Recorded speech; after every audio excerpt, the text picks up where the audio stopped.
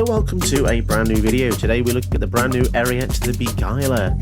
And the idea of this deck is to basically steal all of your opponent's things. It's kind of a mean idea, but the execution of it is a lot harder than it looks, because you want to cast auras on your opponent's permanents that have equal or greater mana value. So let's go for an example.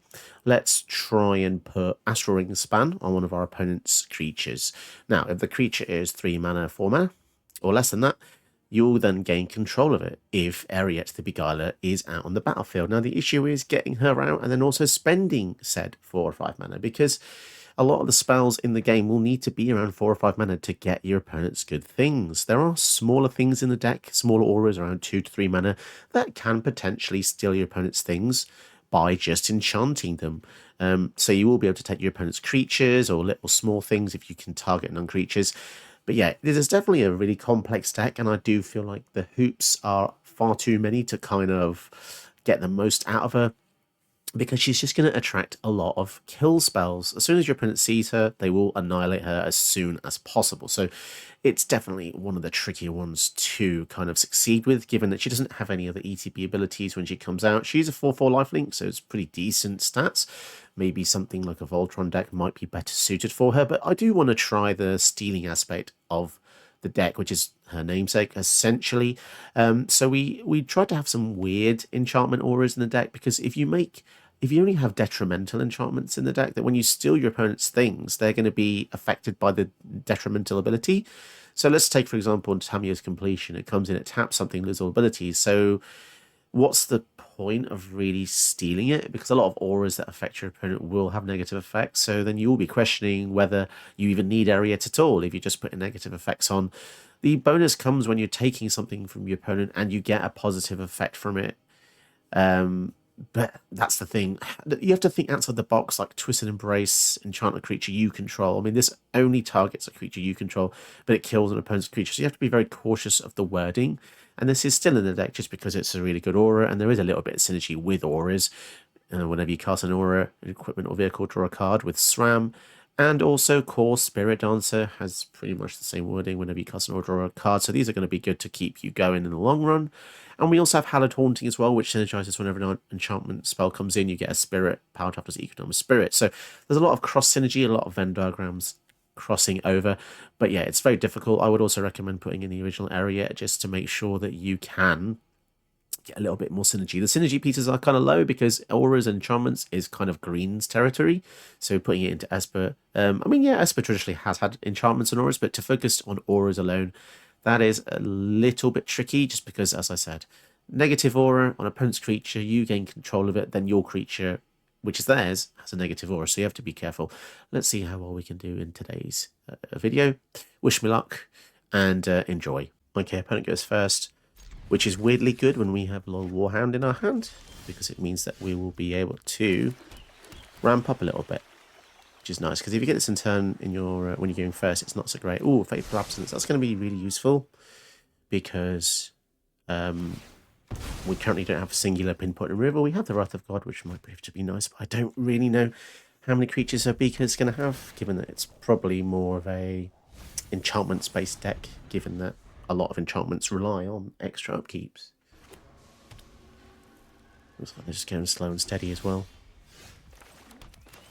I think we'll go for an extra white source here, given how we have so many white cards in our hand. And that's a nice compliment to the Lore Warhound, because it means next turn we can do this and ramp up +1, or we'll see. See what they do. One Power Stone, that's going to be a lot of mana. Mirror Hall Mimic, we can have this coming as a copy of a Beaker. I don't really know how much of advantage that's really going to give us, but we'll see. And on top of the land, the Lore Warhound also lets us attack with a 3/1 Vigilance, which is pretty sweet. Although, saying that, they do have a 5 toughness creature eventually, so they'll be able to block that. But as I said, we do have a number of removal spells. I mean, if they're using Lightning Bolt there, it means there's one fewer removal spell that can target Eriette, so I can't really complain. Ooh, Loran. Now, they could just have Counter Spell here to stop us killing the one Power Stone. Well, that's a bit unlucky for them, but maybe they'll kill our Cold Steel Heart in return. They're going to kill both in return. Jeez. Man, that's very unlucky there that we lost 2 things. But the command cycle is just, it's crazy. Yeah, I guess they losing 2 mana. Ugh. I think we'll get rid of Eriette there. What would happen if we got a copy of Bolus? Make them feel the pain. Their deck is kind of reminiscent of the one I made. Kind of reminiscent. Definitely got some of the cards I use. Yeah, I guess we will trade. I don't want them to get into a position where they can actually flip that Bolus. And then Obika as well. I think we will just kill it here. We don't want them to do shenanigans, really. They're saying that. Imagine we had Mirror Hall Mimic constantly making copies of it. Although this would be very good with something with an ETB. They chose to leave her in the graveyard. It's kind of interesting. Oh, and a Kaya will want 1 mana off that. So Honden deals damage. Yeah, this looks a lot like my build, but I don't know. There could be. We'll wait to see some changes. Xanathar, okay. So this says tap it, lose all abilities, and doesn't untap. Okay. So we definitely want to paralyze the Xanathar, or we will be suffering the consequences of that. Oh, very nice. Taking him out. That was very lucky. We had all the adequate removal. And if we hadn't, though, I feel like Xanathar would have slowly taken over the battle. But yeah, we just got super lucky there. Okay, opponent goes first with the brand new Gitrog, which has proven to be quite popular. And our hand is very slow. But if we can steal our opponent's Frog, that would be quite nice. Seeing the Supreme Verdict on top is good, because we don't currently have any creatures out. So we're going to want to definitely try and smack them in the face with that board wipe. But they will be able to establish quite a few things. Extra mana, extra lands. They can put a 4-drop here. Next turn they can put Gitrog. So the issue is because it has haste as well. That might be a bit annoying. Oh, and they get to ramp up with the Wayward Sawtooth if they have another land, which they don't, which is a bit of a shame. And we've got Painland, Checkland. We can just draw a card on one of our things by putting this onto one of our lands, but I feel like that's a bit of a waste.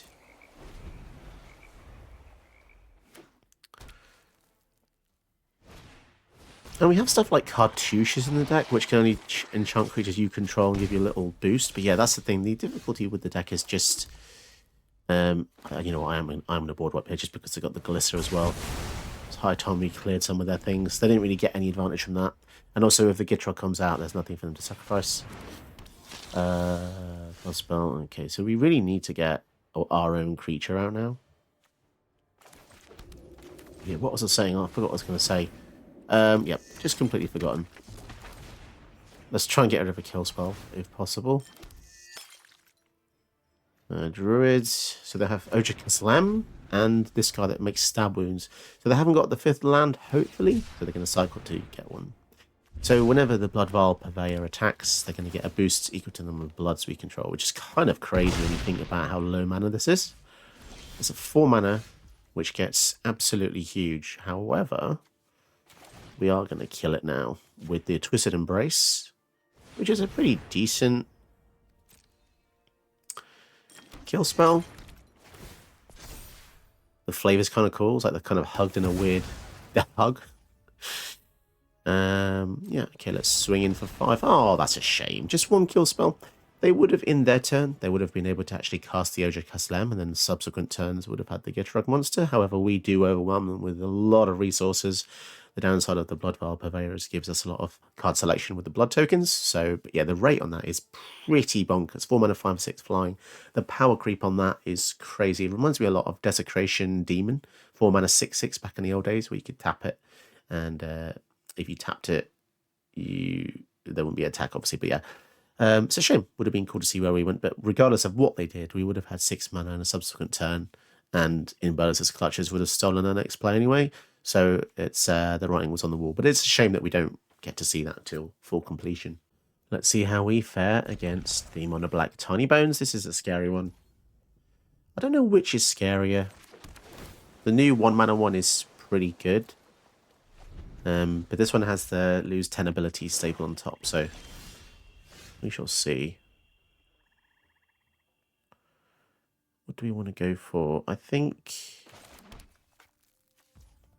we want to go for a black source and probably duress. I'm not 100% sure. We'll see how it goes. This is duress here. Ideally, we want to get rid of all their discard cards. Goodness me. I think the nightmare's going to go away there, because that can deal with both of our creatures and something in our hand. It's a 3-for-1 technically. They might go for tiny bones here. What else would they do? Skull Raid makes it discard. Rite of Oblivion, okay. We'll see how we get on. Faith's Fetters next turn is nice. So if they attack in their next turn, we block and kill Tiny Bones, but then they make us discard 2 cards, which is not good. But we have... Ugh, gross. So even if they get rid of Rite of Oblivion, we can flash it back. But yeah, that sucks. And they're going to restore... Okay, I think Castle Loch Thwain was probably one of the best cards we could have actually ever picked up there. Just because it allows us to replenish. So that's good. And having 2 creatures up is nice as well, because the Eldest Reborn is there. They could just make it discard 2 cards, which is kind of sucky, but... yeah. Interesting, if we steal their Tiny Bones with Faith's Fetters, we then get Tiny Bones. Invasion of Eldraine. Target opponent discards 2 cards. Okay, so we keep Faith's Fetters, but we also get to steal Tiny Bones. That's definitely interesting. They don't want us... Okay, that's funny. That's a very funny attack. They wanted us to block there. Joke's on them. We're now going to control their Tiny Bones. But it has no abilities. Unless they're mana abilities. Can't attack or block activators abilities. Unless... Well, so we still get triggered abilities. Okay, we'll see how this goes. Down to 15. Okay. So essentially, once we get down to 0 cards, their deck is kind of disabled. If they can't get their Tiny Bones back, they're going to make us discard 2. Okay. If that's how they're going to spend their entire turn, then yeah, sure thing. So we have nothing left, but this should be a nice showcase of how you can still win, even though you have no card. Let's see if it's possible. Down to 9. So they're getting pretty close to death here. And Castle Loch Thwain is going to make us probably not die. Let's just see how this goes. Get rid of the Tiny Bones. What else are they going to do? They're going to pass. So when you have Castle Loch Thwain versus just discard, always draw in the last available timing. Otherwise, they might have a chance to destroy it. Swords to Plowshares. So they are going to make us discard the swords. So maybe playing the land wasn't a good idea, but okay, we'll see how we get on. Each opponent discards a card. So would it be better to just draw with the Castle Loch Thwain first? Maybe? We'll see, because either way, we're going to make them have to discard more of our cards. Void Rend.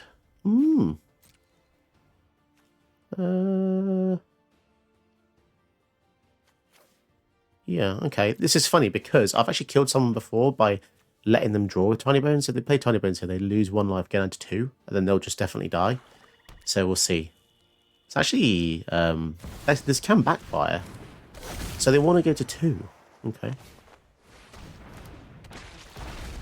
Well, they're just... I think they're just dead then, right?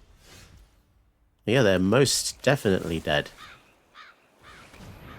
Oh, beautiful. So there we go. You can still win despite not having any cards versus discard. Lovely. And it wasn't really saying this time, because obviously Eldest Reborn would have got something back, but we hit them right in the sweet spot, right in the right time. I think any longer, and we probably would have lost that.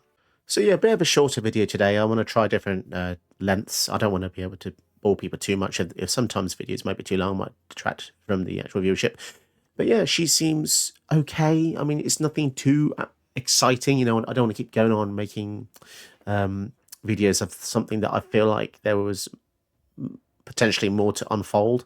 She's kind of simplistic, you know. It's here's the thing: you make a good Esper shell, you make any X shell, right, and you can basically make any commander work. I think the thing with Eriette here is she needs a good shell to support her, otherwise it's just going to fall over.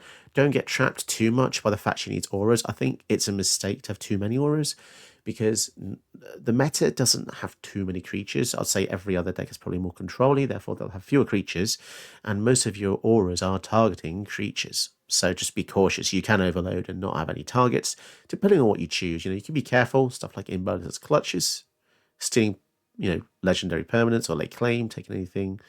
But yeah, you just have to be a bit careful in how you build very niche specific decks like this.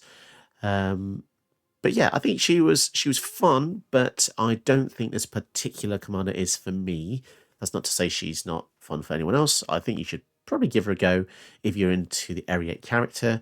I would say out of the two, I prefer the original. I think the original, firstly, has much better artwork.